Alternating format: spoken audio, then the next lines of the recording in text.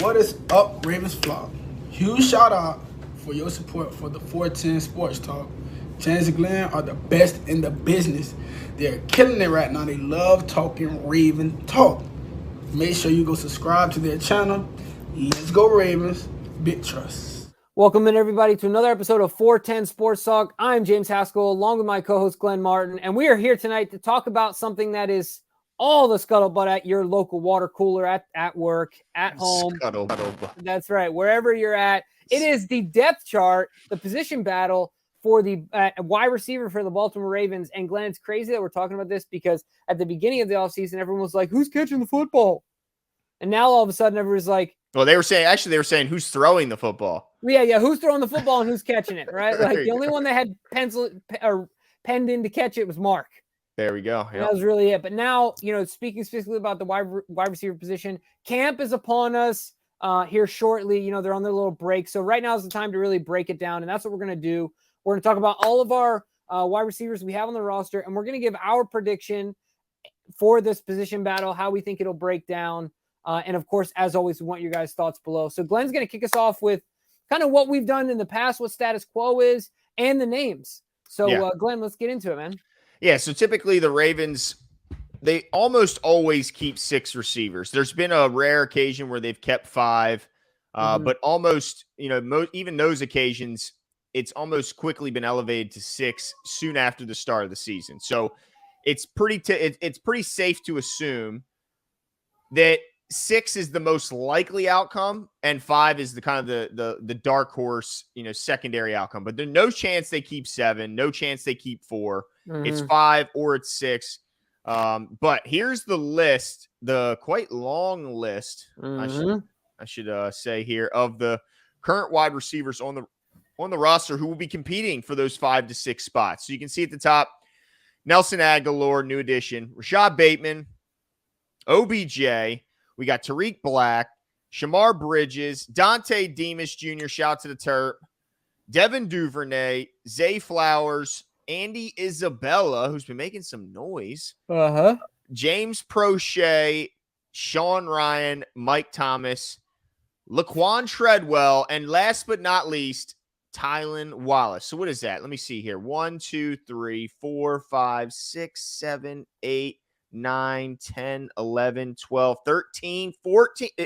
Jimbo, I'm not that good at counting, but I think I just counted 14 guys fighting for just a 5 to 6 spots, Jimbo. It's crazy. And really, just to kind of shorten this up, because really, if you think about, like you said, they're fighting for 5, 6 spots, but it's really going to be fighting for 1 spot, right? Let's just get the locks out of the way, because ultimately, Zay Flowers, lock. Rashad Bateman, lock. Odell Beckham Jr., lock. Can you go up to the top of this? Devin Duvernay, I think, is an absolute lock. So that's 4. I think Nelson Agholor is also a lock. I don't think you just bring in a vet, you pay him that money to cut him. I think that would be pretty shocking for me based on the Ravens history. So that's 5. So we got 5 locks out of 6 spots. Do you have any questions about any of them? Do you have any concerns or disagreements about this? You feel the same? I think the only chance that your 5 locks aren't locks is if one of them's hurt. 1 or more are hurt. Yeah. If is there any way that somehow Agholor gets outplayed in camp? I don't even think there's going to be really the opportunity for him to get outplayed in camp. You know what I'm saying? To truly, for somebody to have enough of a decision to say, Agholor hasn't shown me enough. I'm going with this guy. I just don't think I'll tell you what, to your point, Jimbo, I wrote this question down right as we were starting. I circled it. And I got, and you might think I'm crazy, but just hear me out. Okay. What if we just haven't, what if we're completely wrong about Prochet and about Tylan Wallace and any of the guys? Well, I guess those 2 are the main, 2 there that were here before with Greg Roman's offense. What if under this offense, what if Todd Monken, being a guy who's coming in from the outside in, looks at those 2 guys in practice and goes, it's not them. Yeah. It's not them. It's they haven't been used in a role where they can excel at. They've been asked to do something, whatever it is, that they are just not they're not good at. So what if Todd Monken looks at James Prochet and Tylan Wallace in a completely different light than we do. Yeah, that could happen. That could possibly happen, but ultimately, it's just the way the cookie crumbles with the way the roster is already set up. So even if that's the case, you really only got 2 options. You're gonna take more than 6?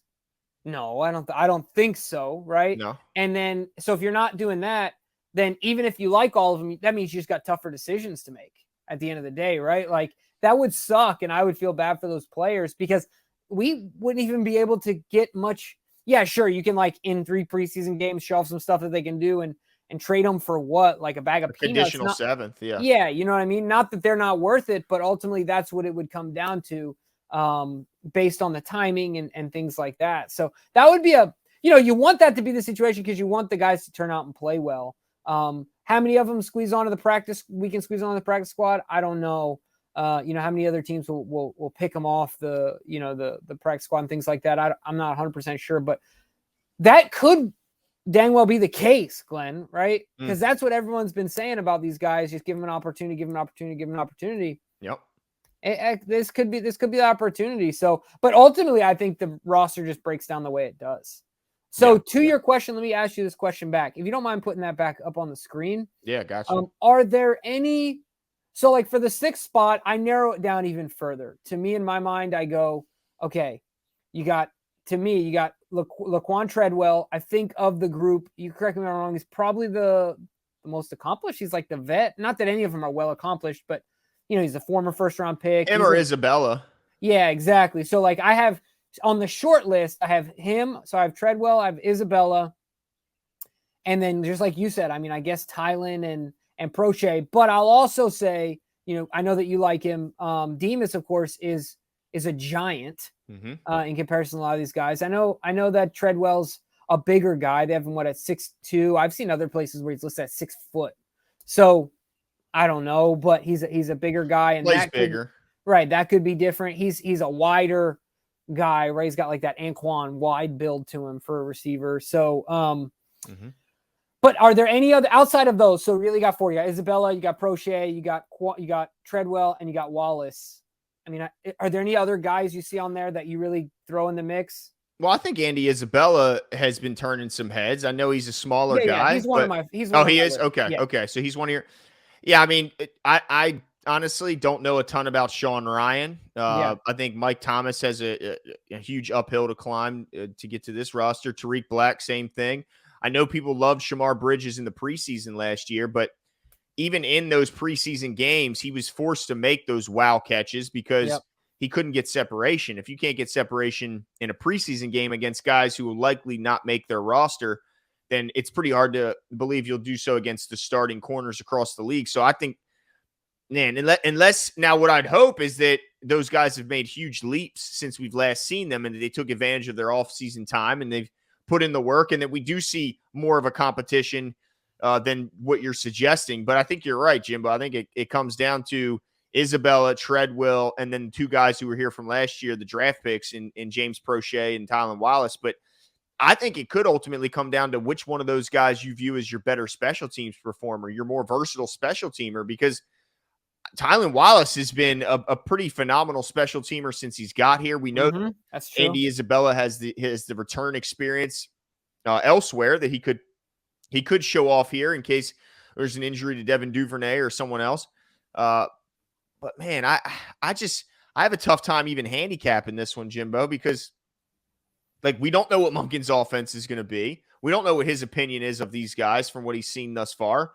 And the only thing I will say is that, like, did you take anything out of the type of receiver they decided to bring in when they signed Laquan Treadwell? Like, or did you just look at them as taking this other, that same approach they do to the draft is he was just the best wide out. It didn't matter that he was taller. It just, he was, and if the best wide out was 5'9", that's the guy we would have added. Do you think his body type kind of, weighed in the decision?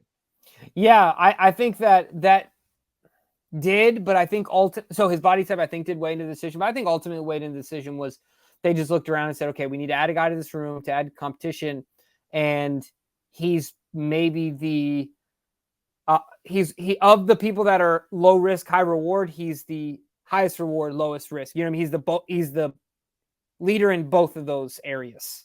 Okay. Right, is what I think really what it came down to. Mm-hmm. So I'll tell you right now, Glenn, it's funny because you said it. Like, if you look at social media, Andy Isabella's making noise. Everyone's talking about the shape that Treadwell's in, you know, what he's looking like. And he's just looking like he's finally taking it serious and he's excited about getting this shot and all these other things. But this is a difficult one for me if I'm just choosing one. Because two things coming to my mind. One, I think the Ravens maybe go with the guy that's been here a while. And then they go with the higher pick. So, and then the special teams. So, but then I also think about the other guys that might have a higher upside. Like, I think Andy Isabella and I think Treadwell potentially have higher upside as a pure wide receiver. But I think ultimately the Ravens end up going with Tylan Wallace. Now that I really kind of thought it through because of the special teams value, and he's just more of a known guy here.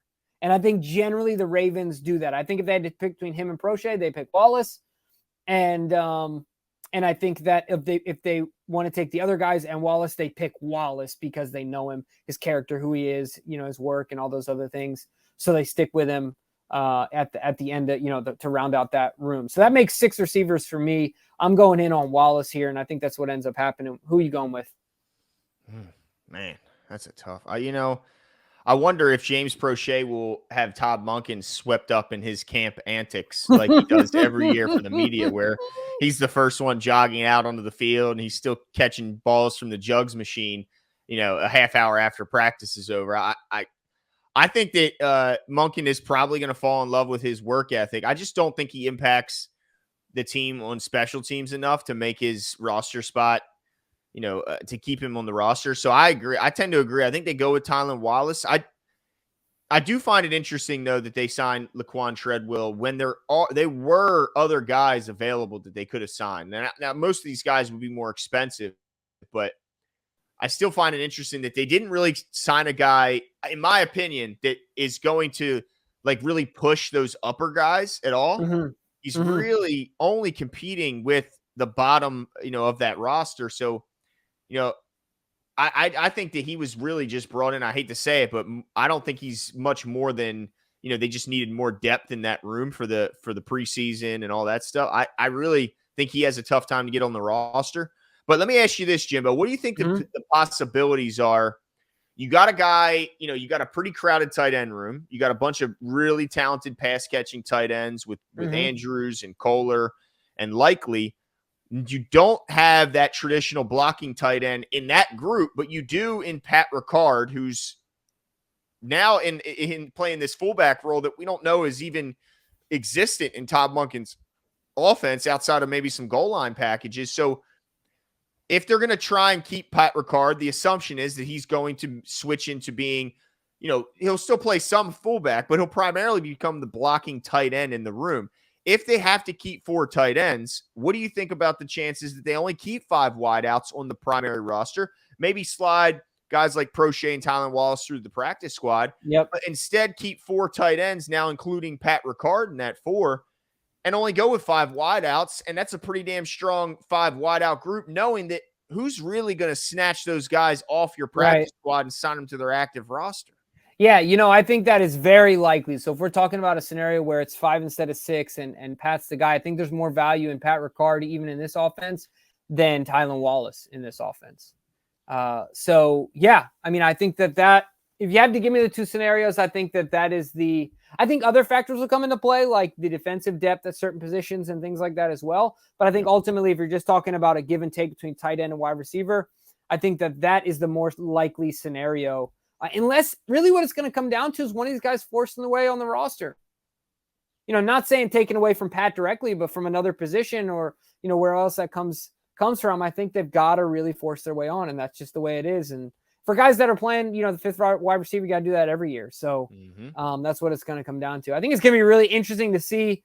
So ultimately, you're leaning towards Tylan, but I agree with you. Part of me wants it to be Treadwell because that means he balled out in the postseason. Well, I want it to be Demas because that means he balled out. That's fair. But man, Treadwell he just had hype coming out. He's a 1st round pick, all these things. I think he's still the Ole Miss leader in receiving yards or something. And that's wide receiver nowadays. Yeah. So dude has shown he can do it. I would love for him to just shock the league, right? And do something awesome. That would be a lot of fun. But yeah, I think ultimately ends up being Tyus or Tylen, or like you said, 5, and it's none of them. And they all get their walking papers and we keep Pancake Pat. But let us know what your guys' thoughts are. Leave your comments below. We're really excited to continue this series, Position Battles. We put more videos out. We'll break down every position group as we lead up to camp. Leave all your comments below. Make sure to hit the subscribe button, and we'll talk to you guys soon. See you. Yesterday does not matter. You're looking forward to today. I'm looking forward to being a Raven. What are they getting? Everything out of me. They're going to get a Super Bowl out of me. Believe that.